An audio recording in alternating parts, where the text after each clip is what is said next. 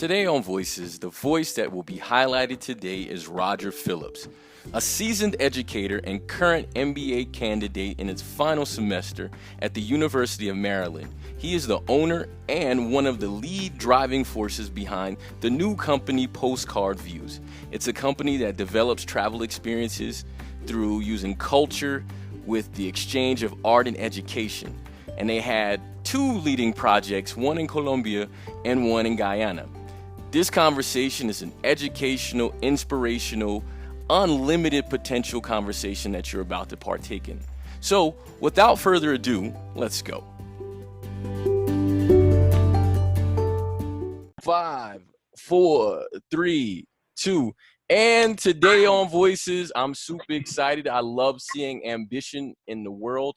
And today joining me is Roger Phillips, the man behind Postcard Views. I'm really excited for you to hear this information that he's about to put out there and how it's about to change a lot of things that you start to see in the travel game. So, Roger, I thank you for being here. And no person can give a better introduction for themselves than themselves. So I leave the floor to you. What's up, everybody? My name is Roger. A young man just with a lot of ambition, trying to change the world one postcard view at a time. I like it. And, you know, the thing is that just, you know, sort of the recap of the connection, we met abroad. We met basically sort of in a postcard-esque environment. And we had a lot of good conversations, and I loved the style you had. And you was talking ambition then. And I don't know necessarily if Postcard Views was sort of in the formative stages at the moment, but I appreciated the fact that you were in a different location than I was, but we was in the same country. So how much influence, or did it have any influence for you, the time that you spent in Colombia to sort of create Postcard Views? Man, to be honest with you, my first go around in Colombia, in Barranquilla, it started to develop even more and more. The idea probably started about 5 years ago. To be honest with you, man, I started to do a little bit more traveling, and I just started seeing these wonderful views that you can just, the stuff that you used to see on calendars or on literally on the back of a postcard. And I was actually in Baños in Ecuador, just coming down from the mountaintop on a Chiva bus. My first time ever getting on a Chiva bus. And I just looked to my left one time and I saw a beautiful view, and it was just almost fake. I was reaching out trying to touch it. And that's pretty much where the solid name Postcard Views came from. I said to a friend, I said, man, that looks like something you'll see off a postcard. That's like a postcard view. And I just kind of stuck with the name. But this was actually after my first time in Colombia. So I was able to travel the northern coast, well, most of Colombia, I should say, in my first time. So I was able to see a lot of these picturesque views that that we've been able to experience. So definitely Colombia played a huge part in that. I pretty much traveled about 85% of the country, from the beaches to the cold to the coast. So all the views, man, I'm sure you can attest to just going back and forth in Manizales. You'll see one of the beautiful views or pictures that you can see on postcards as well. And holistically played a part in me, not only developing the country, but it gave me my first bit of content for real. And the thing is, while I wanted to ask the question first, sort of how much the influence of Colombia had on you, the most important, and I think the grandest question that people want to know, because I know it's influenced by art and education, but what is Postcard Views? Okay, Postcard Views is a company that consists of 3 pillars. Man, we use education, travel, and art just to kind of express to the world and combine those 3 pieces to show how they intertwine, number one, and number 2, use them to kind of lift up the other. So use education to educate others on art, vice versa, and also to encourage traveling overall. I personally believe one of the best ways to learn anything is to get in the mix of things. And traveling has done so for me in many factors of my life.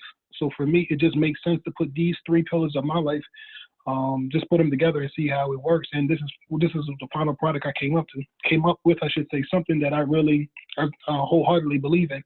And it's not something I'm going out my way to do. Like I was saying earlier, this is something this is my life.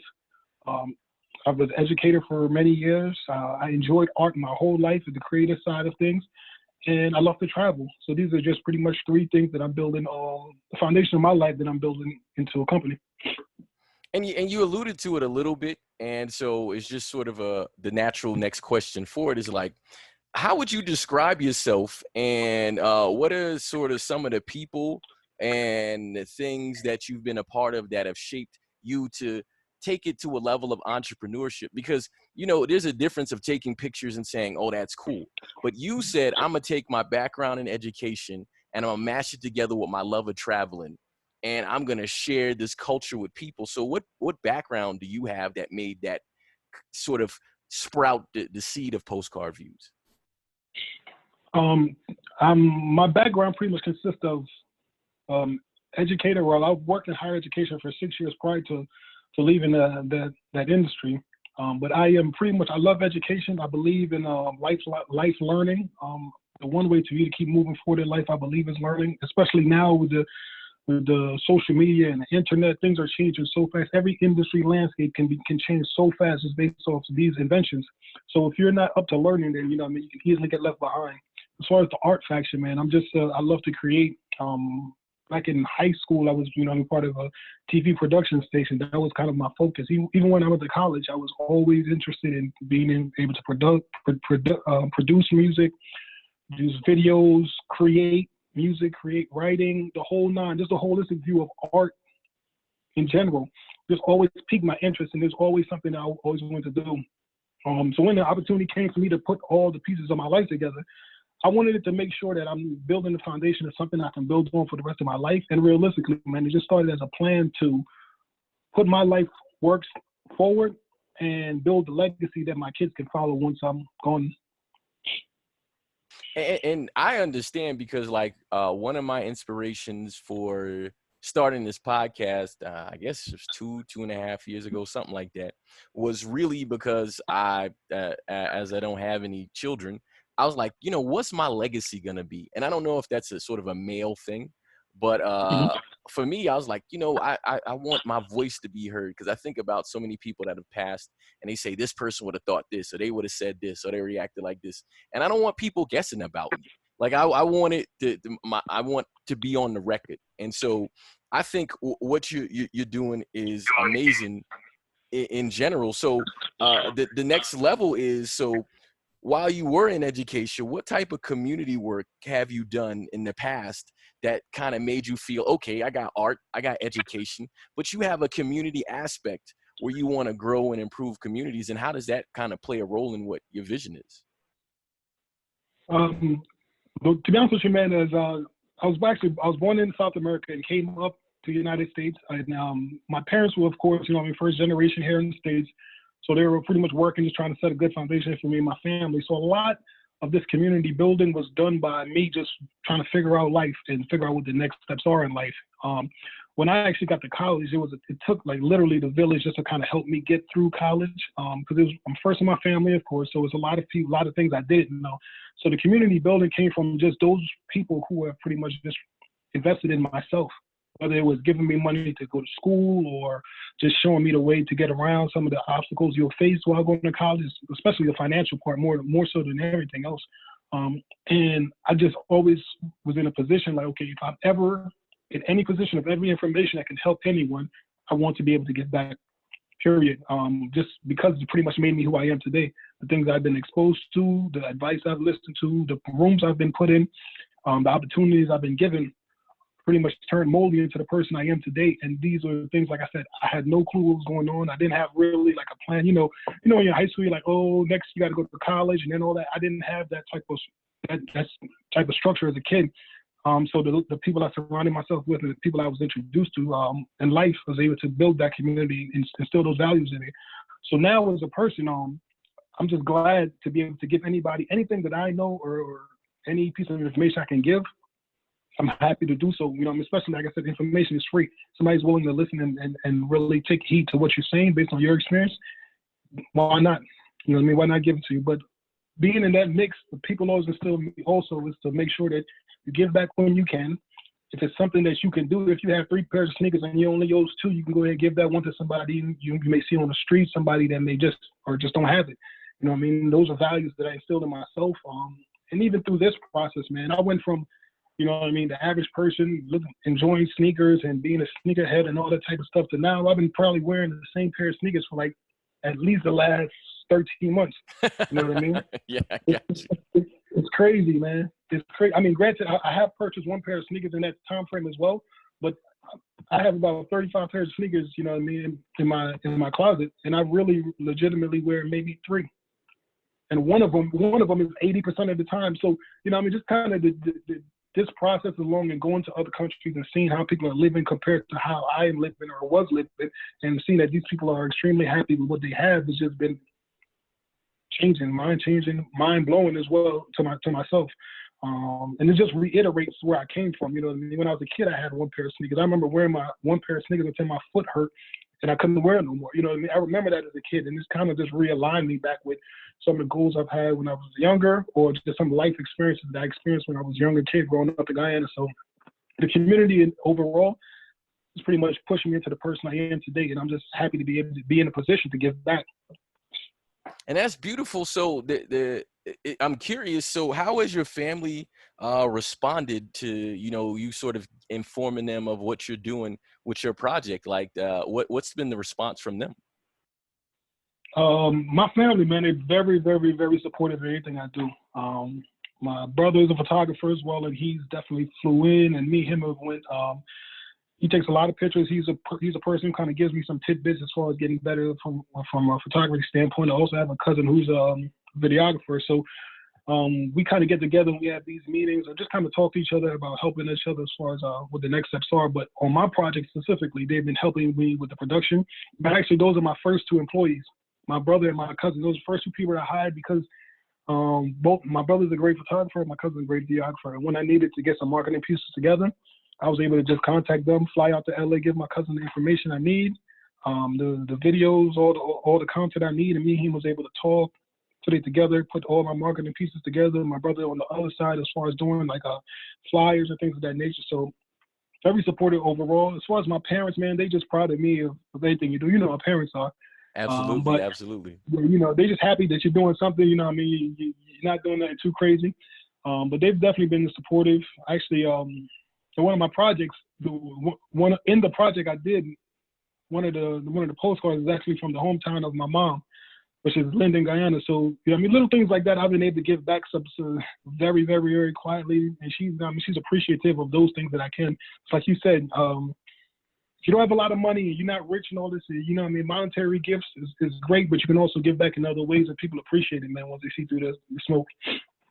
And that's beautiful. And it's I would guess that the appreciation and sort of love that you get from your family is the fuel to kind of push you forward in that. And I think that's a really, really cool thing to understand, because then you understand while money is important, getting those little things, like that's fire that you can't even imagine that you can start on your own. Exactly. And so a question is, I saw, and I don't know, I want to make sure I'm correct. It looks like the first installation of Postcard Views was in Santa Marta, Colombia. And if it was, why did you select there, and what made Santa Marta so special? The first installation, you're correct, it was in Santa Marta, Colombia, in El Centro.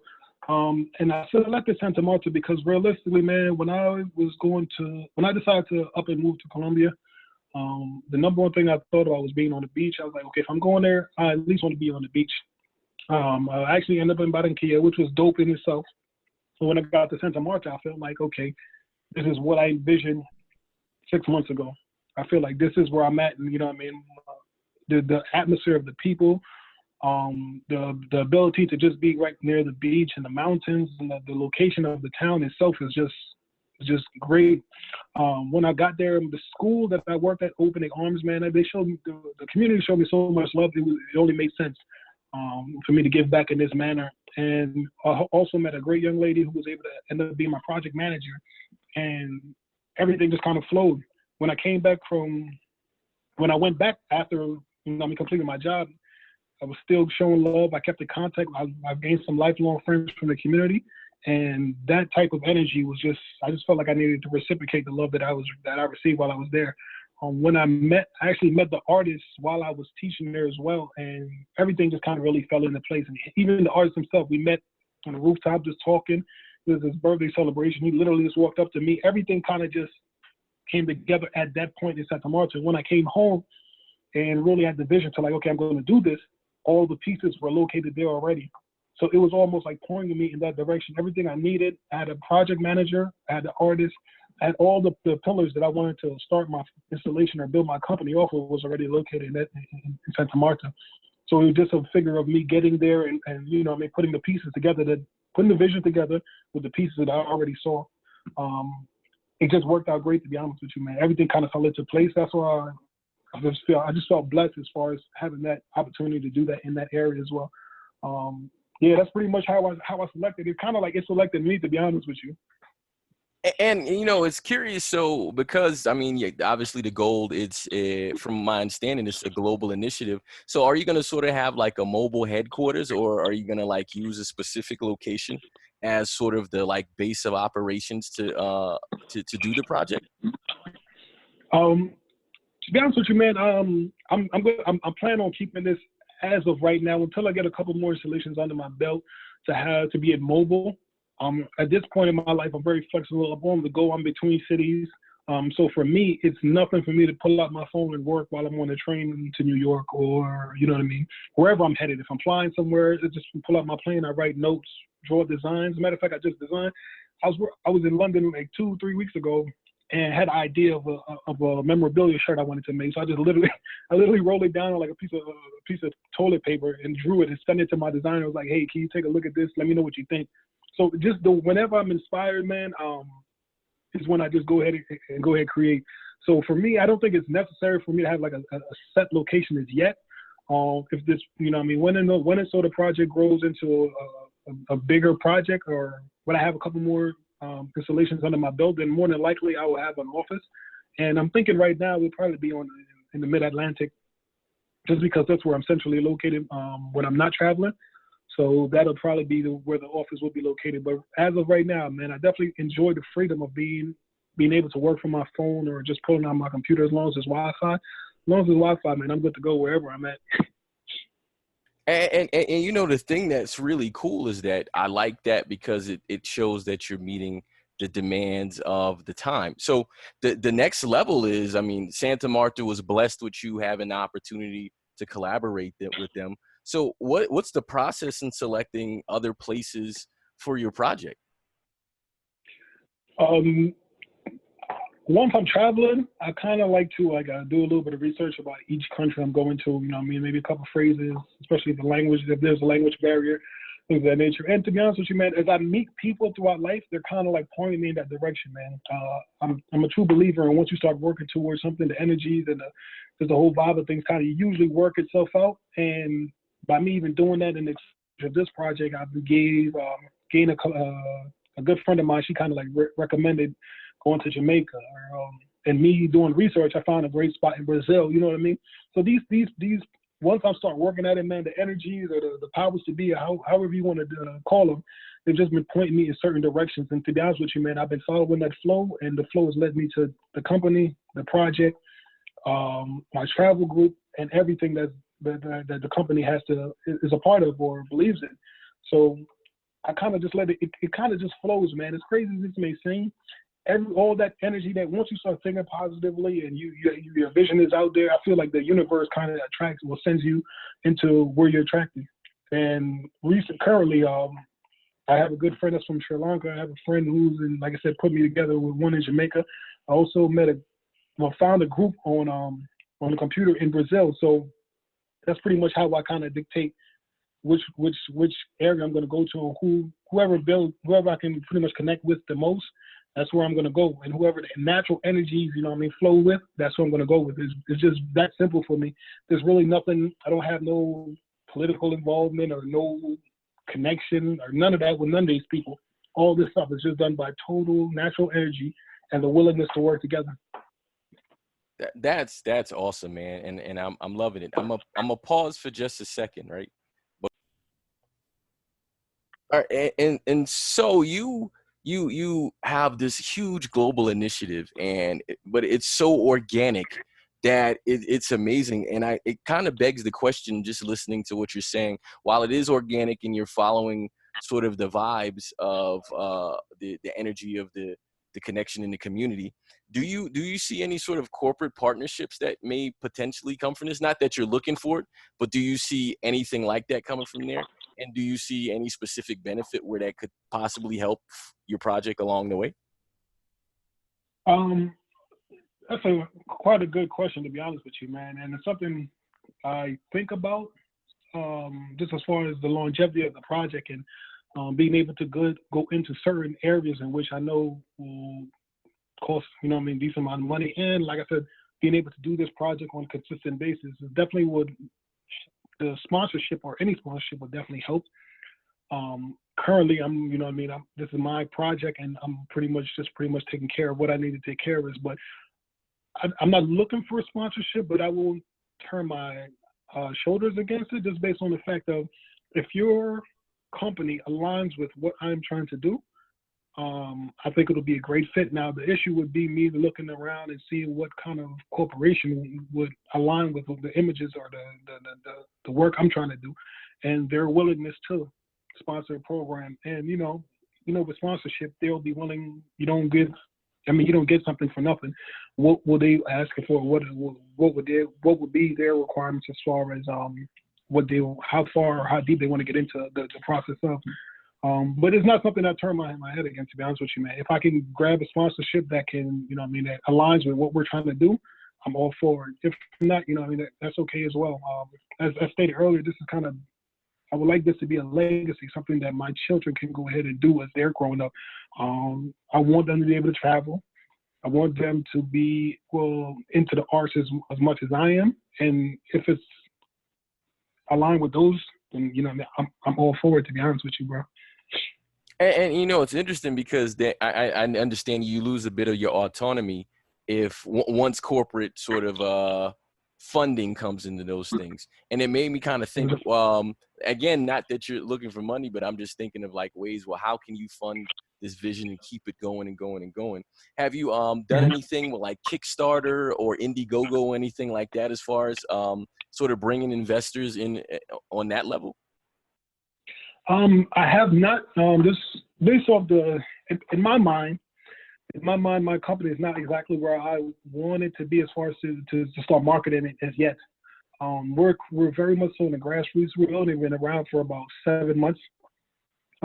Really been around for about 7 months. So in the last 7 months, I've been able to get two of the foundation pillars of the company built, and I'm working on the last one right now. So I haven't really publicized it that much, to be honest with you, except for the little stuff you saw, like maybe on the company Instagram or by my friends and stuff. But outside of that, I haven't really put it on the forefront as yet. Now, my plan is to get there by the year's mark of the company. My plan is to be holistically ready to take on every aspect as far as just putting the company out there, completing the website, completing all the materials may need it, as far as having the paperwork, have all the business and license and all that stuff still care of, but trademarking, make sure all that stuff is taken care of within the 1 year mark. So when I'm ready to hit the market, I'm fully aware, I'm fully prepared for what may come.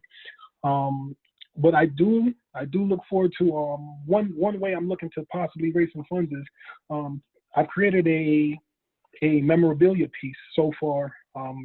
So far, I have one. I'm working on the second one, and that's kind of what I'm doing in New York as well. I'm going to meet with the designer tomorrow to kind of go over some ideas as far as the second piece. And my goal would be to kind of sell those pieces for donations as far as to help work on the next project. And that's pretty much the only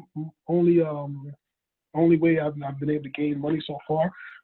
Like I said, I'm sure once the project get a little bit more light, people will be interested in kind of helping on the monetary side. But those are the only two pieces, only two ways that I've been able to what I've explored, I should say, as far as getting some monetary donations to fund the project.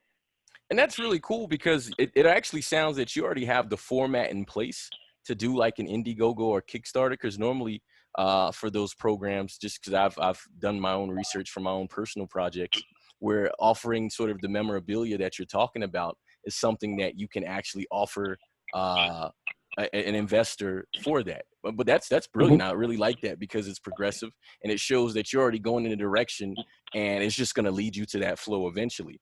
And so for that, kind of shifting back to the people, because that's the focus of the project. Mhm.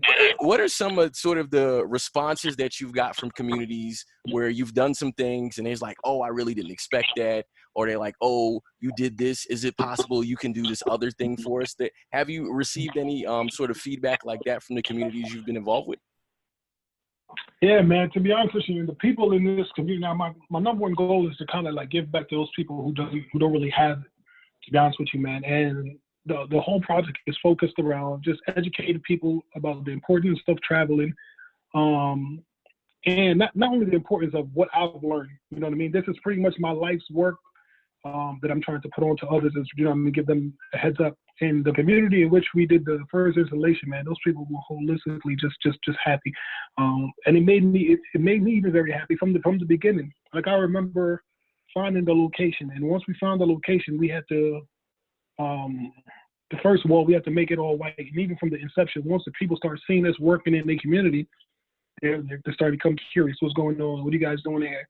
What is it going to be? And as the product developed, now we started this project in July, the end of July. I want to say that was around the last week.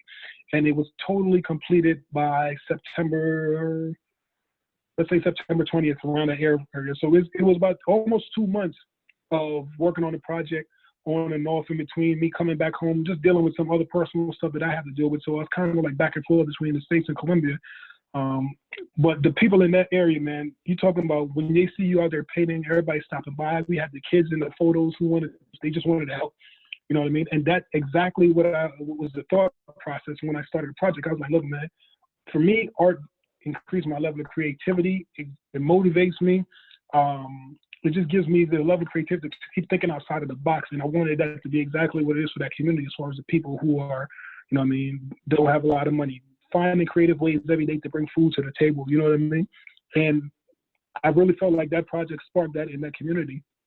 Also, we was able to donate food and, you know, give these people an opportunity to get food for the household. You know what I mean? Just enjoy themselves for a minute, taking away from the situation that they're in, just to kind of enjoy life. You know what I mean? And those people in that community, man, even after the project was done, I remember I spent another week or so just hanging around before I went back to the States. And everywhere I go, man, everybody was, hey, you want a beer? Do you want some food? They invite me into their homes. You know what I mean? These are people I really didn't even know, to be honest with you. I'm just out there painting and, you know what I mean, working on a project. But they see you doing it every day. They see you there Monday, Tuesday, Wednesday, Thursday, Friday in their community. You know what I mean? Where a lot of people in their own community or in the same city don't even come. They turn their back on these certain people, you know what I mean, based for whatever reasons. So they see an outsider in there being consistent, you know what I mean? I'm shopping at the local stores, so the stores are happy that, you know what I mean, someone else is bringing in some type of some funds. So it was overall just great reception. You know what I mean? Man, I'm talking about anywhere I walk. I'm walking along the beach. People are yelling, hey, what's up, blah, blah, blah.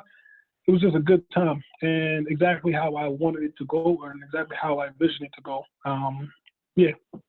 So, and you've given a lot of really cool moments. And so what's kind of sort of one standout seminal moment of you doing a couple of different projects and you're saying this is the most memorable, successful moment I've had?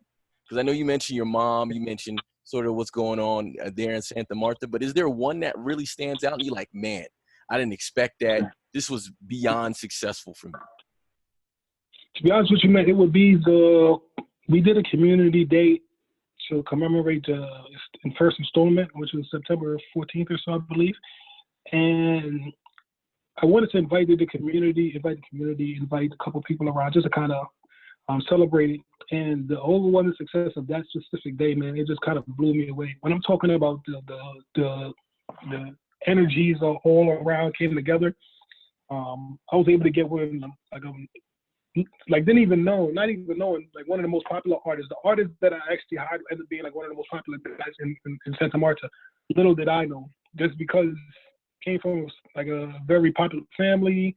His whole family is filled with artists. He's kind of like one of the go-to artists in the city at this time. My photographer was also like a very well-known person.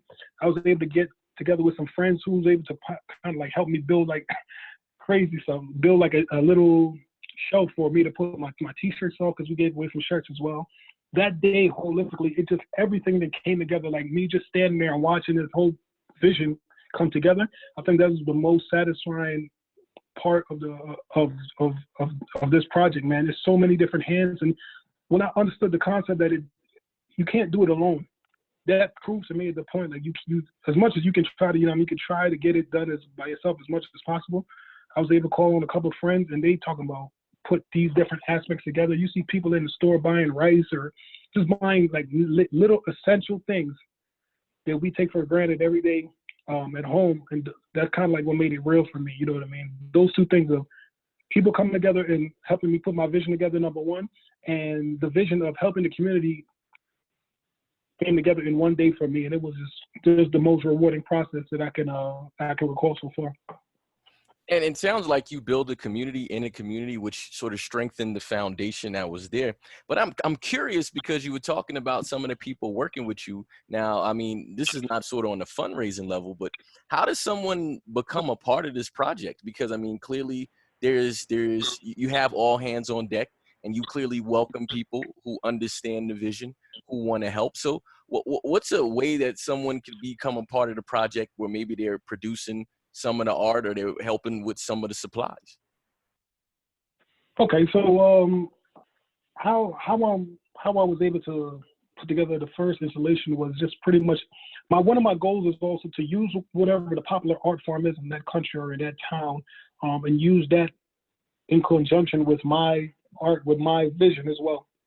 So one of the main things I did was getting an artist from that location, from Santa Marta, and having them put their spin on the projects or how I see the project. So pretty much collaborate with an artist. So if an artist would like to get involved, one of my processes, once I select a country, I try to select a couple of different artists or find a couple of different artists within that country.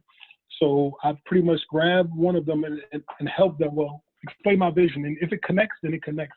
If somebody wants to like donate supplies and stuff like that, they can very, very easily just, we have the email address. They can go right to our Instagram. I'm in the process now of putting together the website. And this is kind of the reason why I kind of kept it under wraps up until this point, because I'm very aware of how we do business in today's climate, man. And these are things that are necessary before you can jump out into the water. And that's kind of why I'm working on the projects, yes, but I didn't really publicize them as yet, to the fact that, number one, my website isn't ready. And the direct access to people who are interested in donors and all that stuff is not up yet.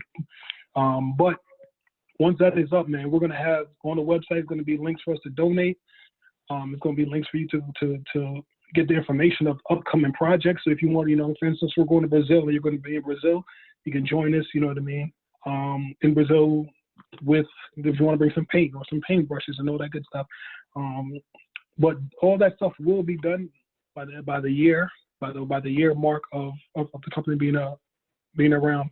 But currently, we do have a website, and not a website. We have an email address, so anybody who's interested can just email us at postcardviews@gmail.com, and that pretty much will get you in contact with myself. Or you can just go right on the email, DM me, man. I'm an older millennial, but I'm still a millennial, so you know me. I'm cool with any way, fashion, form of communication, man. Right. No, I understand that. And so, like, what have you found as like some of the most useful tools that has helped you along in creating for this project? To be honest with you, man, one of the things I do a lot is I take a lot of notes. Once I'm around traveling, the number one thing that I can point to is just being in the area, man, being around the people, being fully immersed in whatever community it is you're in, and you'll learn so much, man. To be honest with you, one of the reasons that Santa Marta was such a good place, and the energy and the flow and everything just went the way it did, is because I was totally immersed in the community. I was able to, like I said, I worked in the community, so I had a routine. I had stores I go to. I had people I saw on a daily. I had a barber. I had, place I went to hang out. And just those energies was pretty much got my creative juices flowing, and I started putting the vision together. And this is why the project is not designed for it to be 10 installations per year because it's so much involved as far as in the intricate parts of that community. It's pretty much for me to reflect those intricate parts and be able to, I want the project to hit home for those people that live in that community and be relatable, number one. It's not like somebody just coming from the States and be like, hey man, I'm going to put up some art here. You know what I mean? That's not what it's built of, really finding what the people need and finding ways to connect what they need to what I can provide for them as well. So pretty detailed, I would say. So that's pretty much the background behind the amount of detail needed to put together one of these projects. Oh, and I understand. So it actually begs the question for you're building obviously permanent things in the locations that you do your projects. And so what would you say is the sort of the most significant permanent fixtures of it?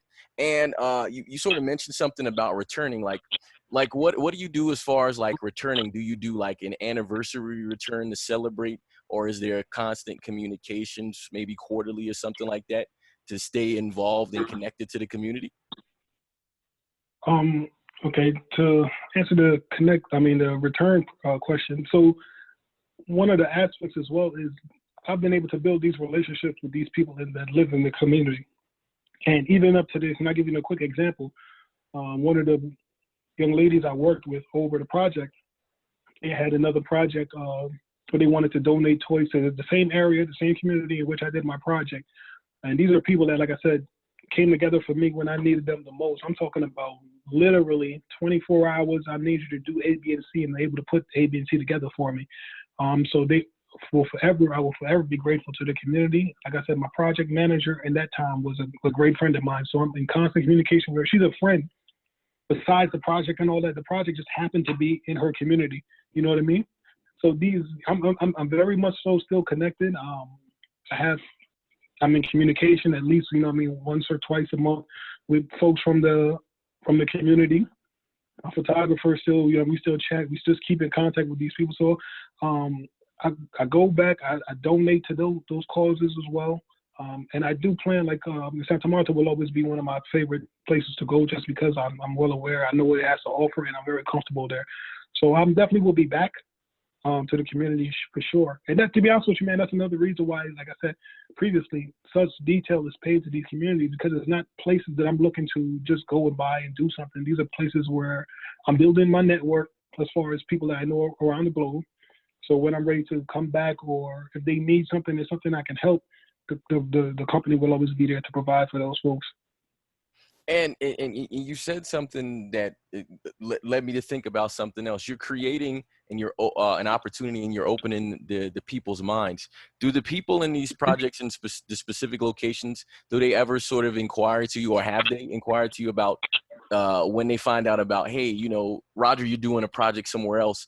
Do you mind if I come there and help? Have they come to you with that, or has it like sort of entered sort of that their mental space yet? Because I know since it's new, it may not be there yet, but it seems like that would be cool, because then you can have sort of a cross-cultural thing going on. Yeah, man, to be honest with you, for instance, even on this project, I met a guy in Quito in July. And in Quito, it's a different type of, it's more so Afro-Colombians, and holistically, it's majority of the population of Afro-Colombians. And he's never been to Santa Marta, so when I got to Quito, he showed me so much love, man. It was ridiculous. I spent 22 hours in Quito, and it was like me spending 3 days. He showed me so much. So when it came time, he's like, look, man, if you need help with your project, whatever it may be, I pretty much gave him like an idea while I was there, what I was working on. When it came time, man, he was able to come to Santa Marta, hang out with me, actually help me as part of the project. That's nice. Talk to the people in the community, man. It worked. You talk about, and this is what I mean as far as the energy being reciprocated, man. He showed me so much love. I was able to look, hey, man, I would like for you to come and see my project, what we were talking about, you know what I mean? So he was able to now take that back to his community and just get the experience as well. His first time in Santa Marta, he's never been. So he came, we hung out for a couple of days. He was able to assist me in the project as far as, me just doing like the little things that needed to be done. So people have been able to help me. It's funny you even say that, because I didn't even look at it from that aspect. I just looked at it as, somebody I met, a good friend of mine coming out to help.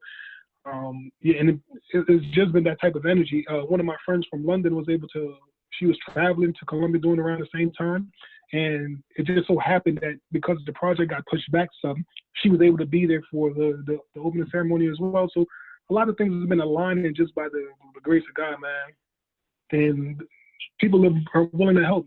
For the project in Jamaica, a friend of mine just saw the opportunity. She's like, look, I like what you're doing. See if you can connect with these folks. So people are definitely helping, man. Like I said, the energy is there, and the people are just coming out via email, text message, DMs, however they can get the information to me. They're just trying to help in whichever manner they can, and then the energy is love, man. And the thing is, I love hearing all the energy that you have going in the positive direction for it. And so, I mean, I would be remiss not to ask about the challenges that you've overcome along the way, because every challenge is an opportunity to grow. And so I'm sure, what are some of the challenges that you've seen that you're like, man, I didn't know that, but you overcame it and it helped push the project forward? Look, man, just like you said, anytime you're working on something on a grand scale, it's kind of you'll run into some type of issues. You know what I mean? Me being the kind of person I am, I feel like any problem can be solved. You know what I mean? If you work at it. But I definitely ran into several problems. So just to give you like a little bit of information, the project was originally designed to work in together with my school that I worked at while I was working in Colombia, and the principal, everybody approved the project. When it came time to now sign the contract and the paperwork that I created, the principal ended up getting fired from the school, man. It's crazy. What? It's crazy. Oh, man. Yeah, bro. It's crazy. Like after, you know what I mean, I flew to Colombia, spent 2 to 3 weeks just, you know what I mean, proposing the project to everybody, to the people that need to hear it. Got to go ahead, got to go ahead, went away for a weekend, actually went to Quito, came back, realized that you guys have that break in June. And at the end of June, towards I think that first week in September is like the school break. Over that break, the principal was fired. And then they had to get a new principal, which didn't come till about mid-July. So here I am just sitting in Colombia in limbo, just waiting to figure out if my project is going to be able to move forward or not. You know what I mean? Come to find out, the new principal didn't like the project, so he didn't approve the project. So I'm on another hunt to try to find space to do the project and talking to people about pretty much selling my project over and over around the town until I found a place to put it. That was one major, and that took the majority. That took me from June 3rd all the way to almost the end of July just to kind of secure a space. Man. You know what I mean? Doing business in the international market is very different, man. Everybody doesn't adhere to the same rules and laws as you do. And you know, from coming from the United States, everything that if you say you're going to be there at 7, you'll be there at 6:59 for the most part. You know what I mean? In Colombia, as you know, Colombian time is Colombian time. You know what I mean? And I was able to, although I've experienced it before, you in the business sector, you think it would be a little different, but it's pretty much that's the way it goes. And I've been able to get adjusted to that. Number one, I don't speak a bunch of Spanish. But a lot of the people that I was working with only speak Spanish. So that was kind of like a little barrier, but you know, I mean, nothing out of the ordinary. I was able to accomplish that. We'll get over that real quick. But just being able to adapt to the way the culture does business, I think that was one of the hardest things for me to learn. And what made it even worse is that during that time frame, the class I was taking was international business. So that kind of helped me, you know, gain a better understanding just by reading my materials. It kind of gave me an understanding, okay, these things do happen and it's very normal. You know what I mean? And it's crazy. We talking about alignment as well, man. I was reading that while I was going through some of the hardships of the project. So that kind of like eased my mind a little bit, you know what I mean? Saying this is normal. It's very much so normal. You just have to work harder or work through it. So, yeah, that's probably the hardest thing, man. Just doing business as far as relying on people. If you're going to be at 7:30, be there at 7:30, because, you know what I mean, getting everybody together, getting these people together from different walks of life, explaining the vision and trying to get them to understand your vision clearly and getting them to understand it enough to where they'll be willing to work, you know what I mean, hard and holistically at putting the vision together. That was kind of one of the most struggles, but with the help of my project manager, we was able to put that together and make it happen for them. We can never underestimate the power of good people. So I got 2 or 3 more questions left for you. These, I would guess these are maybe a little more poignant in sort of making sure people totally understand the project. So the first one I definitely want you to share so people can understand holistically what you're doing is you've mentioned this a couple of times, so I want to make sure people understand. What does traveling do for you as a person, educational wise? What do you think it does? Man, for traveling for educational purposes, imagine no matter what type of learner you are, whether you're visual, audio, whatever, traveling is a combination of all three put into one play at the same time. So you're being fed with information from your hearing, your seeing, your smelling constantly. So to me, I look at travel as being the fastest way and the quickest way to really understand a place or a city, just by taking it all in. You know what I mean? There's no better teacher than experience or going through an experiential process. You know what I mean? The first time you drink something hot and it burns your tongue, you're never going to drink something hot again, because as soon as you go to smell it or you feel it's hot, you're going to be like, oh man, remember last time I burned my tongue? I'm going to blow on it, or I'll wait it out a couple of minutes and let it cool down. And that's pretty much what traveling is for me. You're full fun. You're thrown into the pit of whatever country it may be for you to learn how to get along, see the people, understand the language, kind of really get a feel for the city, and those things you can't get in the book or on TV. And so your company is building the postcard view to create the desire for education. And I think that's a really beautiful thing. So that probably the most important thing that I want people to know going from and getting from this conversation is, how do they contact you? Because I have postcardviews at gmail.com, but what are the other forms that people can see some of the work that you've done? All right, so currently, man, I would just point everybody to be honest with you, just to our Instagram. It's post_card_views. And that pretty much gives you a synopsis of pretty much what I've been doing for the last, almost 2 years now, to give you a great understanding of what I'm doing. And you will be able to see exactly what we're talking about in this podcast, like brought to life, as far as the pillars that I'm building on, the project we're talking about, some of my beginning pieces from June 2008, when I first moved to, when I first really started developing the company, and just some of my travel photos, which will eventually be used to keep on as the company goes to different countries and start putting up installations throughout the world. These are examples of what the pictures and postcards I'll be using moving forward. But like I said, Instagram at post_cards_views, or you can find us our email, which is postcard.views1@gmail.com. That's awesome. And so, because this has been such a full episode, I think the best way to sort of sum it up is by doing what I normally do to end an episode. I am very appreciative of anybody who wants to take the time to have a conversation with me. The podcast is called Voices of My Brothers, Sisters, and People, because I want your voice to resonate in the world as much as it can. And I do my little bit that I can to help. And so I like the last voice of all the podcasts to be the person who was the star contributor of today's episode. And so, Roger, that's you, and I thank you for being on here. So I will leave the final word to you, and the floor is yours. First and foremost, thank you for having me, man. I really do appreciate the opportunity to just kind of talk about my project. And I will say that anyone who's interested in traveling or just travel education or art in general, or the combination of the three, please stop by and visit our Instagram, or feel free to email me. Any type of help or anything that you guys, any criticism or advice or any type of comments will be appreciated.